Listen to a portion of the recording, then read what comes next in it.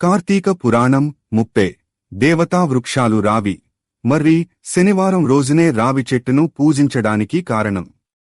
కార్తీక మాసంలో ప్రాతః స్నానం, శివకేశవ ఆరాధన, దీపదానం, ఉపవాసం, జాగరణ విశేషమైన పుణ్యఫలాలను ఇస్తాయి. కార్తీక వ్రత ఆచరణ వలన విష్ణులోక ప్రాప్తి కలుగుతుంది. కార్తీకంలో చేసే గోపూజ ఎంతో విశేషమైనది. అందుకు కుదరనప్పుడు రావి, మర్రి వృక్షాలను పూజించవచ్చు అని మహర్షులతో సూతుడు చెబుతాడు.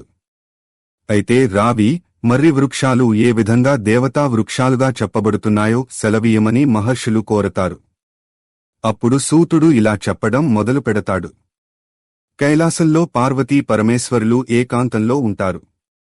అదే సమయంలో వారి ఏకాంతానికి భంగం కలిగిస్తూ దేవతలు వస్తారు. తమ ఏకాంతానికి భంగం కలిగించిన దేవతల పట్ల పార్వతీదేవి ఆగ్రహావేశాలను వ్యక్తం చేస్తుంది. దేవతలంతా వృక్షాలుగా మారిపోవాలని ఆమె శపిస్తుంది. దాంతో బ్రహ్మ, విష్ణు, మహేశ్వరులు కూడా వృక్షాలుగా మారిపోతారు. పలాస వృక్షంగా బ్రహ్మదేవుడు, రావి వృక్షంగా విష్ణుమూర్తి, మర్రి వృక్షంగా పరమశివుడు మారిపోతారు. బ్రహ్మకు పూజార్హత లేని కారణంగా విష్ణు స్వరూపంగా రావి, శివస్వరూపంగా మర్రి పూజలందుకుంటున్నాయి. రావి వృక్షాన్ని శనివారాలలో మాత్రమే పూజించాలి. ఇతర వారాలలో దానిని తాకకూడదని మహర్షులతో సూతుడు చెబుతాడు. రావి చెట్టును ఒక్క శనివారం రోజున మాత్రమే పూజించాలి. ఇతర వారాలలో దానిని తాకరాదు అని సూతుడు చెప్పడంతో అందుకుగల కారణం ఏమిటో చెప్పమని మహర్షులు అడుగుతారు. అప్పుడు సూతుడు చెప్పడం మొదలు పెడతాడు. క్షీరసాగరమథనం జరిగినప్పుడు ఎన్నో విలువైన వస్తువులు బయటపడ్డాయి. లక్ష్మీదేవిని, కౌస్తుభమణిని శ్రీమహావిష్ణువుకు సమర్పించిన దేవతలు మిగిలినవి తాము తీసుకుంటారు. లక్ష్మీదేవిని విష్ణుమూర్తి వివాహం చేసుకోవాలని అనుకుంటాడు.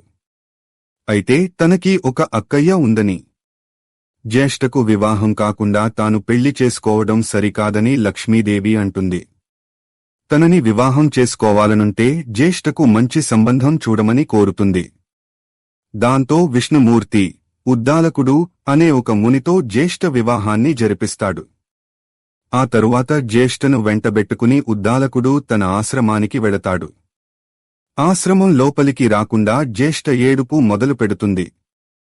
ఆమె ఎందుకు ఏడుస్తున్నది అర్థం కాకపోవడంతో విషయమేమిటని అడుగుతాడు. అనునిత్యం వేదాలు వినిపించే చోటున, యజ్ఞయాగాలు జరిగే చోటున, గురువులు, పితృదేవతలు పూజించబడే చోటున ఉండటం తనకి ఎంతమాత్రం ఇష్టం ఉండదని జ్యేష్ఠ చెబుతుంది. ఎక్కడైతే భార్యాభర్తలు తగవులు పడుతుంటారో, ఎక్కడైతే అతిథులకు అవమానాలు జరుగుతూ ఉంటాయో, పెద్దల పట్ల గౌరవము, పిన్నల పట్ల ప్రేమ ఉండదో అక్కడ ఉండటం తనకి ఇష్టం అని అంటుంది. అలాంటి ప్రదేశంలో తనని ఉంచడానికి ప్రయత్నించమని కోరుతుంది. ఆ మాటకి ఉద్దాలకుడు అయోమయానికి లోనవుతాడు. నిదానంగా తేరుకుని ఆమెకి ఇష్టమైనటువంటి ప్రదేశం ఎక్కడ ఉందో చూసుకుని వస్తాను అని చెప్పేసి ఉద్దాలకుడు వెడతాడు.